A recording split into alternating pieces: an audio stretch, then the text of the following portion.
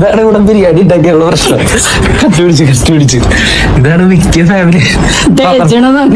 ഇന്നത്തെ നമ്മുടെ പരിപാടി എന്ന് പറഞ്ഞാല് ബിരിയാണി ഉണ്ടാക്കില്ല. അപ്പൊ നിങ്ങൾ ശരി ഞാനൊന്നല്ല അമ്മയാണ് ഉണ്ടാക്കണേ. കാരണം നമുക്ക് ഉണ്ടാക്കാൻ അറിയില്ലല്ലോ. പക്ഷെ ഇളക്കണ പരിപാടിയൊക്കെ നമ്മളെ ചെയ്യും. നല്ല രീതിയിൽ പോവേണ്ടത്. എനിക്കൊരു ആവശ്യമില്ല ഡയലോഗ് അടിക്കേണ്ടത്. ഒരു നാൾ ഞാൻ ഉണ്ടാക്കുന്നത് പോലെ ഒരു നാൾ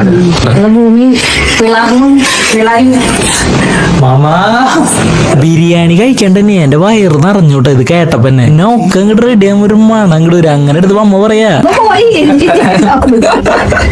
വയറിപ്പോ തന്നെ കപ്പലോടാണ്.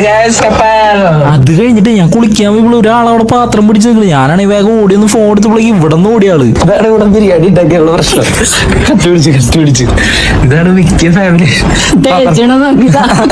നിങ്ങളുടെ വീട്ടിലെ അമ്മമാര് ഇങ്ങനെയാണോ? ഈ ഒറ്റയ്ക്കുള്ള ടേസ്റ്റ് നോക്കണം. അതിന്റെ ഇടയ്ക്ക് വേറെ എനിക്കിതാ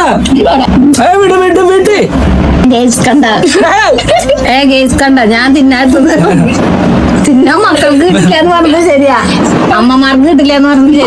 പിന്നെയും കുറച്ച് ടേസ്റ്റ് ഒക്കെ എന്നിട്ട് അടുക്കളയിൽ പോയിട്ട്. പക്ഷെ പുള്ളിക്കാരെ അപ്പോഴേക്ക് കെട്ടിപ്പൂട്ടി വെച്ചു. നിങ്ങളുടെ വീട്ടിൽ ഇതായിരിക്കില്ല അവസ്ഥ. അപ്പോഴേക്കും അടുക്കളയിൽ നിന്ന് ഒറ്റണം മാറണില്ല കേട്ടാ. ഇന്ന് വെള്ളിയാഴ്ച ഉണ്ട്. അപ്പൊ അതേ പള്ളി പോണം. അതിന് വേണ്ടി കുളിച്ചിടെ പള്ളി പോയി ജുമാ കഴിഞ്ഞ് പിള്ളേരായിട്ട് സംസാരിച്ചിരുന്നപ്പോഴാണ് ബിരിയാണിയുടെ കാര്യം ആലോചിച്ചു. നേരെ അവിടുന്ന് സ്കൂട്ടായിട്ട് കച്ചമ്പറും ചമ്മന്തി ചിക്കനൊക്കെ കൂട്ടി ഒരു പിടി പിടിച്ചെന്റെ മോനെ.